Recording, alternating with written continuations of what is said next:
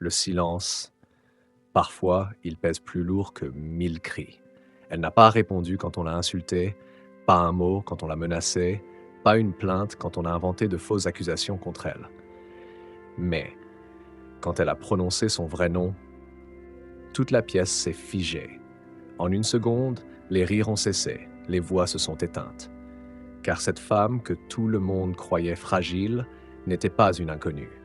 Elle était une juge fédérale redoutée, une femme dont la voix pouvait briser des carrières, mettre à terre des criminels et faire trembler les murs d'un tribunal. Mais ce jour-là, loin de sa robe noire et de son siège de magistrate, elle n'était qu'une tante en route vers un mariage de famille. Personne n'imaginait que ce voyage banal allait se transformer en cauchemar et que le destin d'une petite ville entière allait basculer. Le soleil déclinait sur l'Alabama, teintant le ciel d'orange et d'or. Derrière le volant de sa Honda Civic argentée, la juge Raina Washington, 52 ans, roulait calmement. La brise tiède s'infiltrait par la fenêtre entr'ouverte, portant avec elle l'odeur des champs et le chant discret des grillons. Elle pensait aux fleurs, à la musique, à la joie de voir sa nièce se marier à Birmingham. Mais sur ces routes tranquilles l'attendait un piège, et ceux qui l'avaient tendu ignoraient qu'il s'apprêtait à croiser une femme capable de ruiner leur monde d'une seule phrase. Ce jour-là, Raina avait choisi la simplicité. Pas de robe de magistrate, pas de voiture officielle, pas de sécurité. Juste une robe sobre, des chaussures plates et l'envie de se fondre dans l'anonymat. Elle n'était pas à la juge Washington. Elle voulait être simplement tante Raina. Mais au détour d'une route, son destin l'attendait. Dans la petite ville de Fairfield, les rues semblaient endormies. Vieilles boutiques, maisons usées par le temps, églises aux façades blanchies par le soleil. Puis, soudain, un détail fit tressaillir son instinct. Un barrage de police. Des voitures alignées, des gyrophares rouges et bleus projetant des éclats contre les façades fatiguées et un homme moustachu, raide, qui lui fit signe de s'arrêter. Elle ralentit, baissa sa vitre, l'officier s'approcha, ton sec, visage fermé. Permis et papier. Pas un bonjour, pas un regard humain. Raina obéit calmement. « Y a-t-il un problème, officier ?» demanda-t-elle. Il ricana. « Vous rouliez trop vite et cette ceinture pas vraiment attachée correctement. » Elle fronça légèrement les sourcils. Elle n'avait jamais dépassé la vitesse autorisée. Sa ceinture, elle la portait depuis son départ. Mais l'homme souriait d'un air mauvais, celui d'un prédateur qui sent une proie facile. Sur sa poitrine, le nom brillait. Sergent Devon Mitchell. Grand, massif, la posture d'un homme qui avait appris à se nourrir de la peur des autres. D'un geste sec, il tapa sur la portière. Sortez du véhicule. Le cœur de Raina ne s'accéléra pas. Il se concentra. Pas de peur, mais une vigilance glaciale. Tout en elle savait, cette arrestation n'était pas légale. Pourtant, elle obtempéra, posant un pied hors de la voiture. Mitchell la détailla de haut en bas, ricana de nouveau. Un petit billet, et tout ça disparaît. Sa voix poisseuse cherchait à écraser, à intimider, mais elle répliqua d'un ton ferme. « Je n'ai violé aucune loi. » Le sourire du sergent s'effaça. Il s'approcha brusquement et agrippa son bras avec brutalité. Ne jouez pas à la maligne. Deux autres agents surgirent. L'un claqua la portière de sa voiture avec un coup de botte, laissant une marque. L'autre la fixa avec des yeux chargés de mépris. La douleur monta dans son bras, mais Raina ne broncha pas. Son esprit calculait déjà. Elle avait le choix, révéler qui elle était, ou rester silencieuse et voir jusqu'où irait leur corruption. Elle choisit le silence. Emmenez-la. Mitchell cracha l'ordre comme un juge corrompu prononce une sentence. Deux hommes la traînèrent vers leur voiture de patrouille. Sa Civic resta immobile au bord de la route, moteur encore chaud, comme une sentinelle impuissante abandonnée au crépuscule. Le trajet vers le poste fut court, mais chaque seconde alourdissait l'atmosphère. L'air de la cellule qu'on lui réserva sentait la sueur, le béton humide, l'humiliation accumulée. Le sergent jeta ses papiers sur un bureau, un sourire cruel aux lèvres. On lui colle tout ce qu'on peut. Excès de vitesse, rébellion, trouble à l'ordre public. Ici, on fabrique les preuves. Raina sentit son estomac se tordre. Combien d'innocents avaient été broyés par ce système? Combien d'existences détruites sous prétexte d'ordre? Jetée dans une cellule crasseuse, elle trouva deux femmes déjà présentes.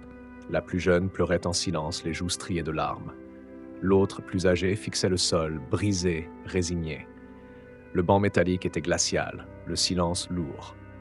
Puis le bruit sec d'une matraque claquant contre les barreaux résonna. Mitchell, on verra si tu fais encore la fière demain matin. Il partit en ricanant. Mais Reyna ne répondit pas. Elle observa. Elle grava chaque mot, chaque menace, chaque geste dans sa mémoire. Elle savait que cette nuit-là, ce n'était pas seulement son combat. C'était le miroir d'un mal qui rongeait la ville depuis des années. Et bientôt, ce miroir éclaterait en plein jour. 1 heure passa. Le silence de la cellule n'était brisé que par les pas lourds des agents et les murmures étouffés des 2 femmes assises à côté d'elle. Puis, la porte grinça. Un homme entra, grand, le visage fermé, mais le regard plus attentif que celui de ses collègues. Sur son badge, un nom, Capitaine Jerome Williams. Contrairement au sergent Mitchell, il n'avait pas ce sourire malsain. Ses yeux, eux, semblaient chercher la vérité derrière le masque. Il s'arrêta devant la cellule. « Qu'est-ce qu'on a là ?» demanda-t-il d'une voix grave. Mitchell haussa les épaules, feignant l'indifférence.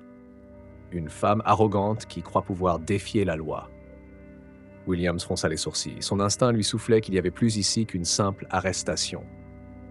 Il ordonna « Sortez-la, je veux lui parler seul. » Dans le bureau étroit où on la fit entrer, l'air était lourd.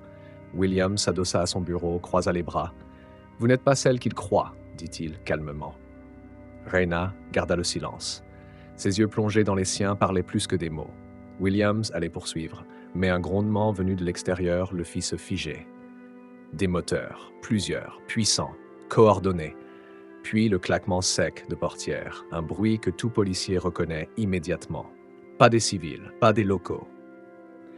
Williams s'approcha de la fenêtre, écartant légèrement le rideau, et ce qu'il vit lui glaça le sang. Une file de véhicules noirs, impeccables, alignés devant le commissariat. Les armoiries fédérales brillaient sur les portières. Des hommes et des femmes en costumes sombres en sortirent, oreillettes discrètes, démarches précises. Et parmi eux, une silhouette que Reyna reconnut instantanément, le procureur général des États-Unis. Quelques secondes plus tard, les portes du commissariat s'ouvrirent avec fracas.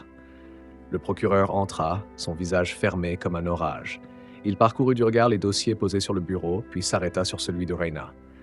Les charges notées à la hâte, mensongères, grotesques. Ses yeux se levèrent, noirs de colère. Ces accusations, sa voix claqua comme un fouet, sont une insulte à la justice. Il se tourna alors vers elle. « Madame, pourriez-vous nous dire votre nom ?»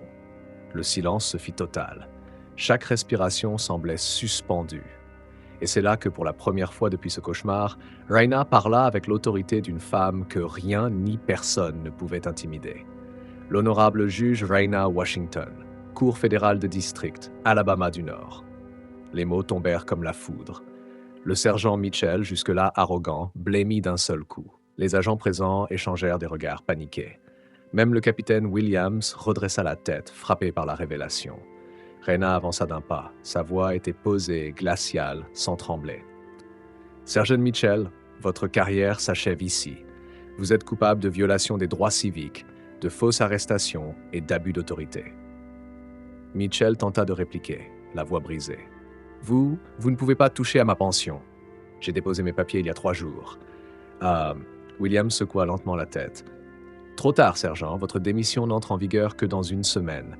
Et jusqu'à cette date, vous êtes toujours sous nos lois. » Le sergent recula dos contre le mur. Mais au lieu de céder, il éclata d'un rire à voir détruit. « Si je tombe, la moitié de ce département tombe avec moi. Ça fait des années qu'on fait ça. Des années !» Un silence de plomb envahit la pièce. Certains agents pâlirent, d'autres baissèrent les yeux. Le capitaine Williams comprit à cet instant l'ampleur de ce qu'ils avaient déclenché. Ce n'était pas l'histoire d'un seul homme corrompu. C'était une toile entière.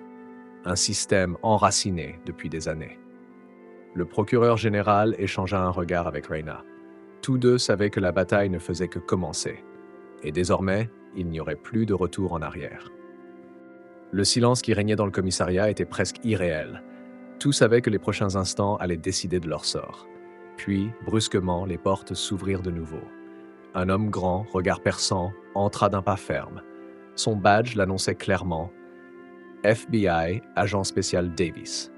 Derrière lui, une escouade d'agents fédéraux se déploya, méthodique, implacable. Le procureur général fit un geste bref. Agent Davis, prenez le commandement. Arrêtez le sergent Mitchell et chaque officier impliqué dans ces pratiques. Arrestation arbitraire, preuves fabriquées, intimidation. Ensuite, élargissez l'opération au bureau du shérif et au parquet du comté. Personne n'est intouchable. Davis hocha la tête. Bien, monsieur. 2 agents saisirent Mitchell, lui passant les menottes avec une froide précision. Cette fois, l'homme n'eut plus rien à dire. Son arrogance s'était évaporée, remplacée par un silence lourd de peur. Les autres officiers, eux, se figèrent. Certains tentèrent de se justifier, d'autres restèrent muets, mais la panique dans leurs yeux révélait tout. La façade venait de s'écrouler. Les heures suivantes ressemblèrent à une tempête. Des arrestations eurent lieu non seulement dans ce commissariat, mais dans tout le comté de Jefferson. 8 adjoints du shérif, 2 procureurs adjoints et même des élus municipaux furent menottés sous l'œil des caméras. Les journalistes, massés à l'extérieur, retransmettaient chaque image en direct. Pour les habitants, c'était comme voir l'orage éclater après des années de chaleur étouffante. Cette nuit-là, Rayna ne retourna pas chez elle. Assise dans un bureau fédéral, elle regarda les écrans de télévision diffuser en boucle les témoignages des citoyens. Une mère raconta comment son fils avait été battu en détention pour avoir simplement répondu à un policier.